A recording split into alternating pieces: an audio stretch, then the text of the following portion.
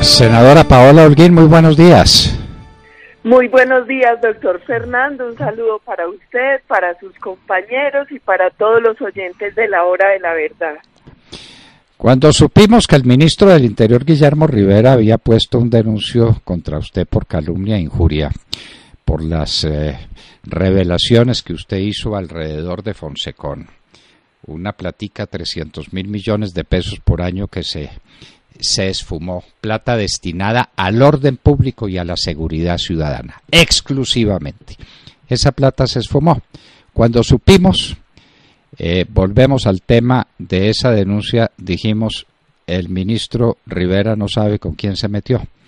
Y si quería asustar a Paola Holguín, pues se topó con el personaje equivocado. Ahora tenemos la noticia de que él ha desistido de la denuncia en contra suya. Eso significa que usted también desiste de averiguar qué pasó con la plata de Fonsecon, que 2 ministros de Estado, hablamos solo de los últimos años de Fonsecon, que implican más de 1 billón de pesos en inversiones distintas, con objeto distinto del que está previsto en la ley, es decir, que constituyen un delito de peculado, lo decimos nosotros, no lo dice usted. Cuéntenos qué pasó en esa audiencia de conciliación y cuéntenos cuál es el futuro de este debate sobre recursos sagrados que deben estar destinados a la seguridad ciudadana. En este momento estábamos diciendo que qué horror, que qué espanto, cómo están matando niños en Colombia estos bandidos que andan repartiendo bala por todas partes. Esto no puede suceder, senadora. Pero díganos usted, cuéntenos qué pasó en esa audiencia de conciliación y cuál es el futuro de sus debates sobre Fonsecon. Sí, muchas gracias, doctor Fernando. Justamente el viernes a las 8 de la mañana tuvimos la audiencia de conciliación en la Corte Suprema de Justicia. La audiencia me dio la oportunidad de establecer, de hacerle al magistrado y al ministro, a la Procuraduría, varias reflexiones. La primera, el ministro Rivera me imputó en ese momento calumnia agravada y otros delitos. La calumnia agravada supone que se hace con dolo, pero además en la denuncia era muy dura la manera en que se redactaba el supuesto delito de calumnia agravada y otros delitos. Lo primero que se logró establecer es que jamás cometí ese delito, porque jamás atribuí falsamente al ministro comisión de conductas típicas. También hice alguna reflexión, porque se supone que cuando a uno le imputan algún cargo, se lo deben hacer con claridad y precisión, y ahí no estaba claro a qué se refería con otros delitos. La segunda reflexión fue sobre la obligación que tenemos los congresistas por la Constitución y por la Ley Quinta del 92 de hacer control político. El control político nos permite requerir y emplazar a los ministros de despacho y a las demás autoridades para que den explicaciones sobre su función. Finalmente, lo que se hizo desde la Hora de la Verdad fue el ejercicio, que es una obligación, que es un deber que yo tengo como congresista, de hacer control político. Y de hacer control político sobre unos recursos que tienen que ver, además, con un tema que para mí es una obligación, que es el tema de la seguridad y la convivencia, porque adicionalmente yo pertenezco a la Comisión Segunda Constitucional del Congreso de la República, que se encarga de los temas de seguridad, defensa, comercio y relaciones internacionales. Otro punto sobre el cual pude hacer alguna alusión en la Corte es que existe un principio que es la inviolabilidad del congresista. A los congresistas no se nos puede judicializar por opiniones o por votaciones. Y esto es muy importante, porque en un Estado de Derecho esto garantiza la división de poderes, eso garantiza que nosotros tengamos algunos elementos para poder actuar frente a la representación que tenemos los ciudadanos. Entonces, lo primero que quedó claro es que el delito no existió, que no en ningún momento existió calumnia agravada ni existieron otros delitos. La única prueba que aportó el denunciante fue la entrevista doctor Fernando de la Hora de la Verdad, y cuando uno coteja la entrevista con la denuncia se da cuenta que el delito no existe. Otra cosa importante es que yo reiteré que yo sí se mencionan nombres propios, yo sí hablé de cómo señaló el expresidente César Gaviria que el exministro del Interior, Cristo, estaba usando políticamente los bienes de Fonsecon. También hablé de unas investigaciones que hicieron medios de comunicación en los que se afirmaba que esos recursos se habían usado en mermelada. También hablé sobre, en esta denuncia, sobre lo delicado que es hacer falsas denuncias. ¿Qué sucede al final? El ministro Rivera retira la denuncia y, lo más importante, dice que tiene toda la disposición y se compromete a entregar toda la información, porque yo no renuncio al control político sobre el Fondo Fonsecon y la investigación sobre el fondo continúa. Yo creo que eso es lo más importante, doctor Fernández. Senadora, ¿cuánta gente contrató Fonsecon en los últimos años? ¿Y cuánta gente para hacer qué? Los famosos campitos de microfútbol que se construyeron y que se llaman centros de integración o no sé qué nombre les pusieron. Eso lo hace cualquier maestro de obra. Y aquí pues contrataban a unos personajes importantísimos por unas sumas enormes de dinero. Pues es que estamos hablando de 1 billón de pesos embolatados en 3 años. Entonces, ¿cuántos son los contratistas y qué función cumplieron y dónde están los contratos y dónde está el cumplimiento de las obligaciones de esos contratistas con el Estado? Como, mejor dicho, que hubieran trazado la ruta del Sol 2, más o menos. Nosotros estamos haciendo seguimiento, doctor Fernando, porque en los derechos de petición que se le hicieron al Ministerio del Interior se encontraron 2 temas que son importantes. El primero es que de 2013 a 2017, de los 1.676 contratos que suscribió la entidad, 1.389 fueron contratos de apoyo profesional y para la construcción de centros de integración ciudadana.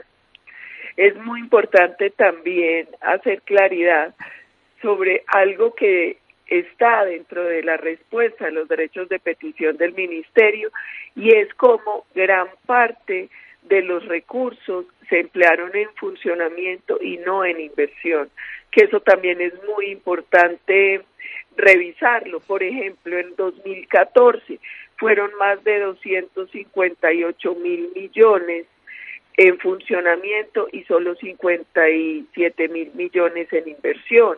En el 2015 sucede lo mismo, 272 mil millones en funcionamiento, solo 50.000 en inversión. En 2016, 209.000 millones en funcionamiento y solo 55.000 en inversión. En el 2017 la cifra es similar, entonces uno encuentra que es 4-1 el porcentaje en funcionamiento frente a lo de inversión. Y yo también lo dije en la Hora de la Verdad. Una vez hablamos de este fondo, doctor Fernando, de varios municipios.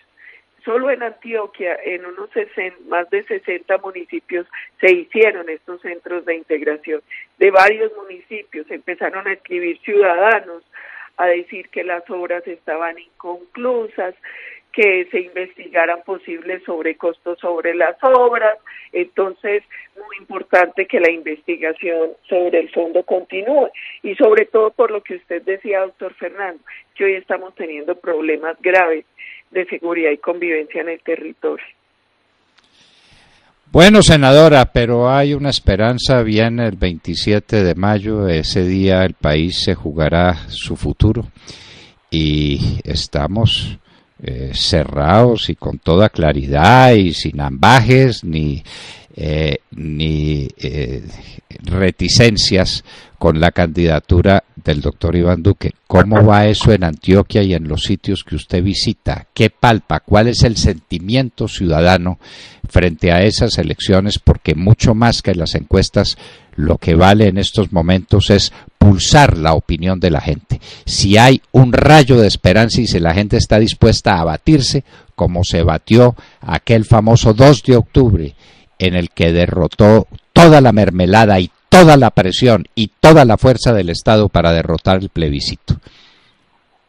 Varias cosas, doctor Fernando. La primera, le quiero contar que nosotros tuvimos la elección el 11 de marzo, domingo. El lunes a las 2:30 de la tarde tuvimos la primera reunión con el equipo, con nuestro equipo acá en Antioquia, para hacer una pequeña evaluación y arrancar la campaña de Iván Duque. Desde ese día a hoy llevamos más o menos 21 municipios visitados. Pues lamentablemente, como obviamente tengo que terminar el periodo en el Congreso en Bogotá, no he podido estar el tiempo suficiente, pero llevamos más o menos 21 municipios. ¿Qué es importante destacar de esta campaña? Uno, que esta es una campaña distinta a las demás campañas. Generalmente las campañas presidenciales la lideran políticos, esta la están liderando ciudadanos. Nosotros estamos conformando en cada uno de los municipios comités, pero además del comité municipal se están conformando comités por grupos poblacionales, comités de mujeres, comités de trabajadores, comités de sindicalistas, comités por sectores, comités barriales, comités veredales. Doctor Fernando, esto es una locura. También le tengo que confesar que ayer me regañaron en Itagüí. Estábamos conformando los comités de mujeres, de empresarios y consolidando el comité municipal, y se me acercó un comerciante muy importante del centro de la moda y me dijo: me hace el favor, y de ahora en adelante, cuando esté armando los comités, tiene que invitar a la gente a escuchar la hora de la verdad. Y me llamó una señora, doña Arnovia, de Itagüí, hermosísima, también porque es fiel oyente suya. Entonces, lo primero que le tengo que contar es que ayer me llevé un regaño. Entonces, de ahora en adelante, cuando arme los comités, voy a invitar a escuchar al doctor Fernando y la hora de la verdad, porque ayer me regañaron. Y doctor Fernando, hay una cosa muy importante en este tema. Esta es una campaña que se diferencia de las demás, porque aquí no estamos haciendo campaña sucia, ni campaña negra, ni agrediendo a nadie. Esta es una campaña de ciudadanos unidos por Colombia, por el rescate de la patria, de la democracia y las instituciones, mirando hacia adelante, planteando soluciones, que se está uniendo, como decía Álvaro Gómez Hurtado, sobre lo fundamental en torno a los grandes propósitos de país. Esa es la campaña. Iván Duque, presidente; Marta Lucía, vicepresidente. Le digo una cosa, doctor Fernando. ¿Se acuerda que cuando usted me llamó por lo del plebiscito, yo le dije que íbamos a ganar? Sí, señora. En Antioquia iba a ser impresionante. Sí, señora. Hasta ese domingo se rió de mí, cuando yo les decía que íbamos a ganar. Como se reían cuando yo les decía que iba a sacar más de 50.000 votos y más de 20.000 en Medellín. Hoy le digo con toda la certeza, doctor Fernando, que si no nos hacen un daño grave, porque usted sabe contra quién nos estamos enfrentando, contra los corruptos, contra Santos y la FARC, vamos a ganar en primera vuelta. Vamos a ganar en primera vuelta. ¿Por qué? Y este es un llamado a la clase política en Colombia. Los políticos tienen que responder a sus bases. Y en los recorridos por los municipios, las bases, doctor Fernando, están jugados con la campaña de Iván Duque y Marta Lucía, independientemente de las decisiones que estén tomando los congresistas. Entonces, el llamado que les hago es, si no quieren acabar de perder con la credibilidad que les queda, escuchen a sus bases, escuchen a sus militantes, porque ellos ya están con Iván Duque y Marta Lucía. Y yo lo he sentido con comités, con los directorios municipales de los partidos, doctor Fernando. La campaña presidencial tiene una característica distinta a la de Congreso. Aquí cuenta muchísimo el voto de opinión. La gente que es apática en las elecciones a Congreso porque no entiende para qué le sirve un senador, no entiende para qué le sirve un representante, tiene clarísimo para qué le sirve un presidente, tiene clarísima la importancia del presidente de la República, y hoy el pueblo colombiano clama cambio. Hoy el pueblo colombiano no quiere ni populismo ni clientelismo, quiere cambio, quiere soluciones, quiere esperanza, y esa es la campaña de Iván Duque, de Marta Lucía. Mire, el trabajo que se está haciendo a nivel municipal, integrando los equipos de Marta Lucía, del doctor Alejandro Ordóñez, de otros congresistas que están también apostándole a la campaña de Duque, es impecable.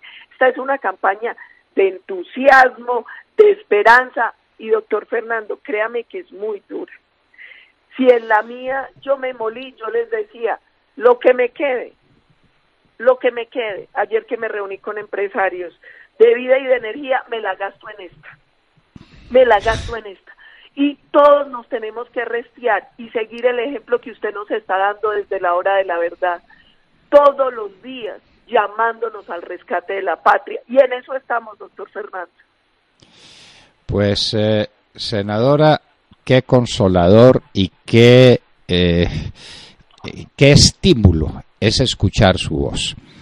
Pero le doy una razón por la que sí tiene que recomendar que oigan La Hora de la Verdad, porque ahí el doctor Iván Duque puede hablar con toda tranquilidad sobre los grandes temas del país.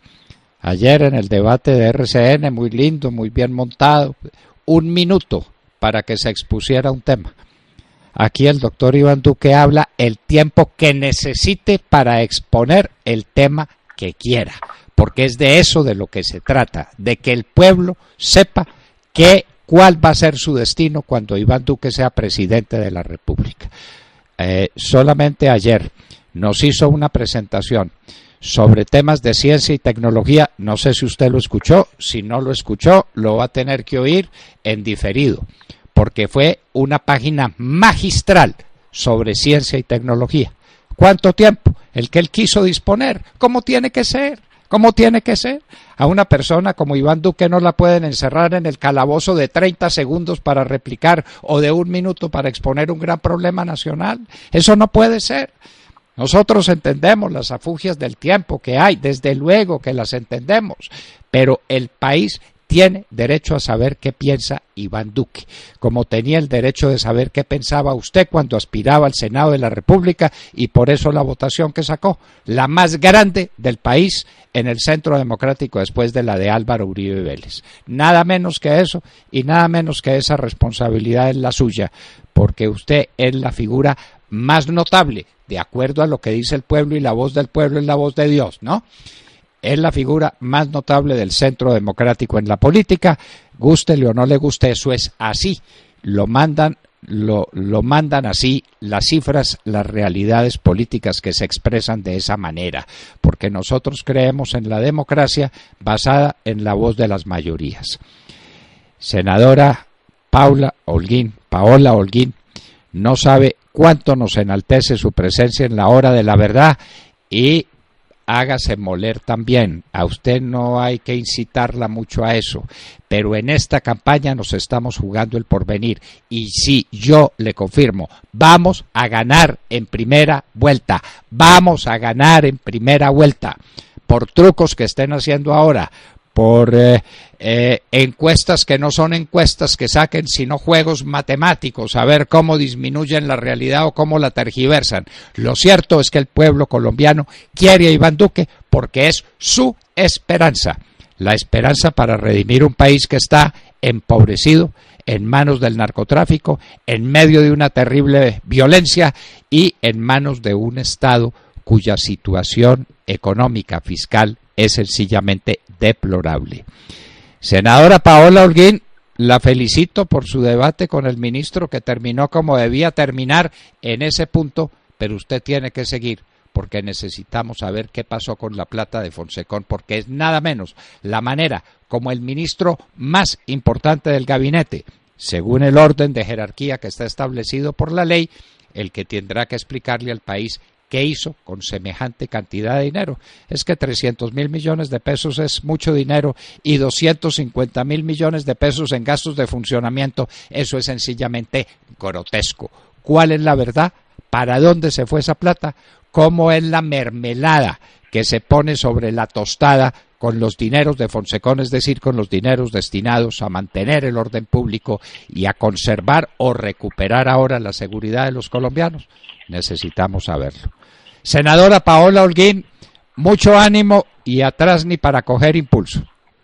Muchas gracias, doctor Fernando, y permítame abusar de usted y terminar con 3 reflexiones.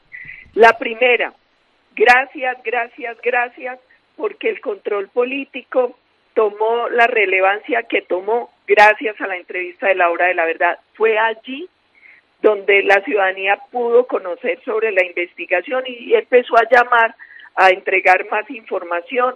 Continúa, el ministro Rivera se comprometió y tiene toda la disposición para permitir que se dé el control sobre esos recursos. Muchas gracias y eso sigue. 2, hago la tarea y asumo el regaño del comerciante del centro de la moda con cariño. La Hora de la Verdad la tenemos que promocionar todos en cada rincón de Colombia. 1, porque como dijo la señora en el encuentro de dirigentes, es la universidad de la democracia de los ciudadanos. 2, porque es la inyección de coraje y sentido patriótico diaria de un hombre como usted, que es faro de la patria. 3, porque allí los colombianos están conociendo de fondo las propuestas de Iván Duque, que hoy es el candidato de la esperanza en Colombia, y están confirmando los colombianos, 1, que Iván Duque es el candidato que tiene la solvencia moral que nos va a permitir derrotar la corrupción. 2, que es el candidato que tiene la competencia profesional, la lucidez y la convicción para darnos garantía de poder cambiar el rumbo en Colombia y de no entrar en el camino de Venezuela. 3, porque Iván Duque tiene la fortaleza y la juventud para recuperar el orden público, para dirigir como comandante en jefe, sin humillaciones, sin maltratos, sin chantaje a nuestras fuerzas militares y de policía. Y doctor Fernando, la tercera reflexión. Esta es una campaña de todos. El sábado y domingo estamos invitando a una primera actividad. Dona tu ventana a la democracia. Que los voluntarios de la campaña de Iván Duque peguen el afiche de Iván Duque en sus ventanas. Vamos a empezar a demostrar en cada municipio del país que quienes estamos con Duque somos más, que quienes estamos clamando por el cambio somos más. Y de eso se trata esta campaña, sin triunfalismo y sin moridera, con la combatividad que nos han enseñado Álvaro Uribe Vélez y Fernando Londoño. Por la patria, todos, doctor Fernando. Bueno, senadora, se le escapó a usted una cosita, que Iván Duque representa un cambio generacional en la conducción de Colombia que el país necesita. Iván Duque tampoco es un niño. A la edad de Iván Duque, el libertador Simón Bolívar había libertado 5 naciones, había convocado al Congreso Anfictiónico de Panamá, había pronunciado el discurso de Angostura, había hecho lo que hizo, había escrito la Carta de Jamaica, de manera pues que no es un bebé, que no se diga esa sandez y esa tontería. Pero aquí hay un cambio generacional que usted también representa, que es indispensable para el país. Y es la hora de hacerlo. Quienes tenemos la edad en la que estamos nosotros tenemos una obligación, que es abrirle paso a una generación nueva, que comprenda los cambios que hay en el mundo, que comprenda la importancia de la ciencia y la tecnología, que le den plena vigencia al principio de la seguridad jurídica, que le abran espacio a los jóvenes de Colombia, tan maltratados hoy en este país, Paola, como que tenemos en la peor cifra de desempleo juvenil en América. Y eso sencillamente no puede ser. Uno no puede sacrificar la juventud de Colombia o la juventud de un país cualquiera sin entender que eso es cerrar las puertas del porvenir. Senadora Paola Holguín, muchas gracias por estar con nosotros y le regalamos esa ventana con mucho gusto. Muchas gracias, doctor Fernando, y a seguir luchando con todo entusiasmo. De nuevo, Dios lo bendiga por lo que hace por Colombia. Muchas gracias a usted, a todos sus compañeros, y los que sigan creyendo que la juventud es problema, que miren a Sebastián Kurz de Austria, quien es con 31 años, que miren Irlanda, 38 años del Partido Democrático, que miren a Ratas de Estonia, mi primer ministro con 39, que miren a Ucrania, 39 años, a Macron en Francia con 39 años, que miren a Bélgica, que miren a Túnez, que miren a Grecia, que miren a Polonia con un mandatario de 44 años. Doctor Fernando, esta es otra generación, este es otro tiempo. La complejidad del mundo por los cambios que se están dando tan rápidos están requiriendo esta juventud, esta preparación, esta generación nueva que tiene la capacidad y no tiene la maña. Sí, señora, este es un cambio total, paso a una nueva generación, la que representa Iván Duque. Paso a una nueva aurora que se levante en el ceniciento horizonte de la nación. Paso a todas esas cosas, Paola Holguín, y eso sucederá el 27 de mayo, cuando vamos a ganar en primera vuelta, porque Colombia le va a decir sí al porvenir, sí a la recuperación de sus sentimientos de dignidad y a la recuperación de una economía que está en la ruina absoluta. Senadora Paola Holguín, muchas gracias. Gracias, doctor Fernando, y buen fin de semana para todos, y a donar la ventana. A donar la ventana, la nuestra ya está donada, cuente con eso. Bueno, queridos amigos, esto no es el lenguaje de una generación nueva en la política colombiana. Esto no es lo que el país está esperando. Y se comprende. Eso es lo que necesitamos.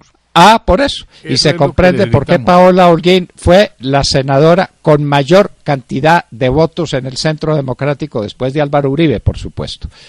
Pues ella representa esa generación, representa ese cambio, representa esa gente. Todo dicho para los que están asustados, porque Iván Duque tiene ¿cuántos años? ¿40 o 41? 41. 41. Qué miedo, ¿no? Qué miedo. A esa edad, repito, Bolívar ya había libertado 5 naciones y era el genio de América. No, por favor, aquí hay que empezar, pero hay que empezar con una generación distinta, con una generación nueva. Y usted tiene pues al lado de Paola Holguín, tiene a Paloma Valencia y tiene cuánta gente joven de primera magnitud en el horizonte, y tenemos a Samuel Hoyos aquí en Cundinamarca y tenemos a Jaime Uzcategui y tenemos, por Dios, eso es sumar y sumar, es una